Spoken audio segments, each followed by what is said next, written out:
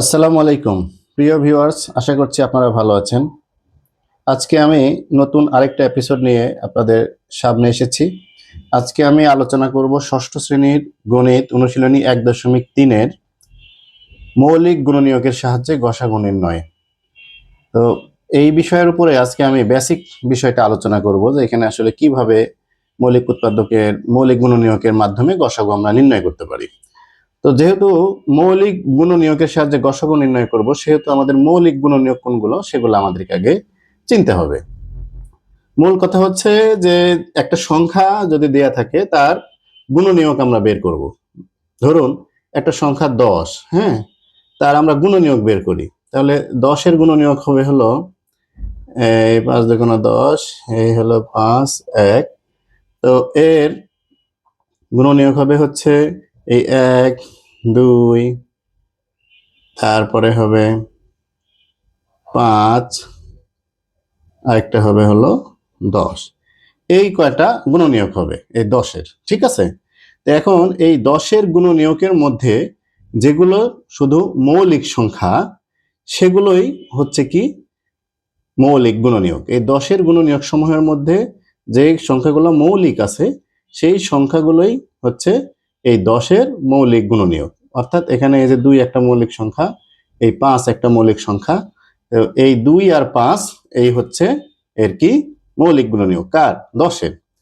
আচ্ছা, এখন একটা বিষয় আপনাদেরকে বলে রাখি, সেটা হচ্ছে কি পৃথিবীর যত যৌগিক সংখ্যা আছে সেগুলো প্রত্যেকটা সংখ্যাকেই মৌলিক মৌলিক গুণনীয়কের গুণফলের মাধ্যমে প্রকাশ করা যায়। পৃথিবীতে যত সংখ্যা আছে যৌগিক, হ্যাঁ, যেমন এই 10কে যদি আমরা মৌলিক গুণনীয়কে প্রকাশ করি তাহলে আমরা লিখতে পারি 2 গুণ 5।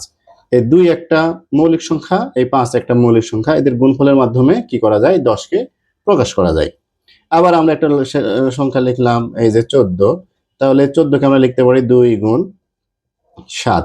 তাহলে দেখা যাচ্ছে 2 একটা মৌলিক সংখ্যা, আবার কি এই 7 একটা মৌলিক সংখ্যা, আর এই 14-র 2 একটা মৌলিক গুণনীয়ক, আর এই 7 একটা মৌলিক গুণনীয়ক।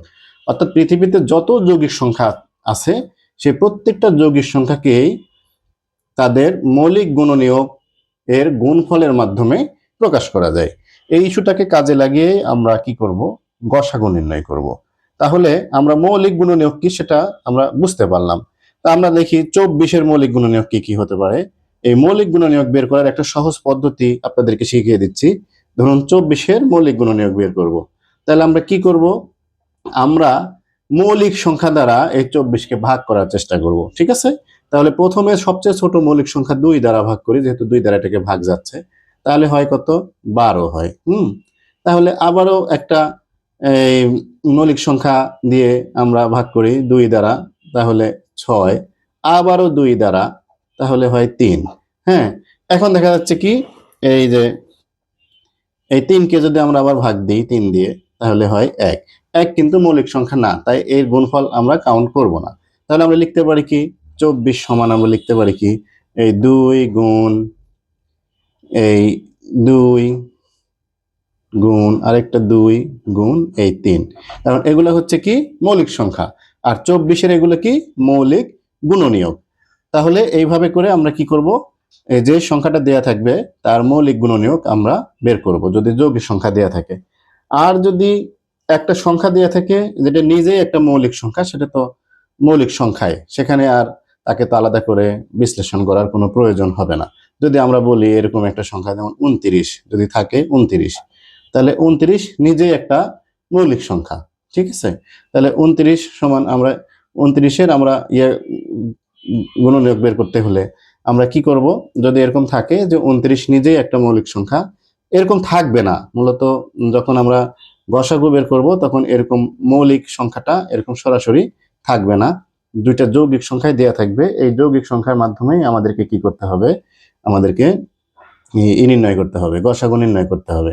আর যদি মানে মৌলিক সংখ্যা দিয়েই ফেলে, সেক্ষেত্রে আমরা লিখব এই 29 এর এই 29 এর মৌলিক গুণনীয়ক সমান 29 একটা সংখ্যায়, এটা আমরা লিখে দিব। হ্যাঁ, মানে এর আর কোনো এই 29কে আর কোনো কিছু দিয়ে কি করা যায় না, ভাগ করা যায় না, এর আর কোনো মৌলিক গুণনীয়ক আদতে নেই। তাহলে আমরা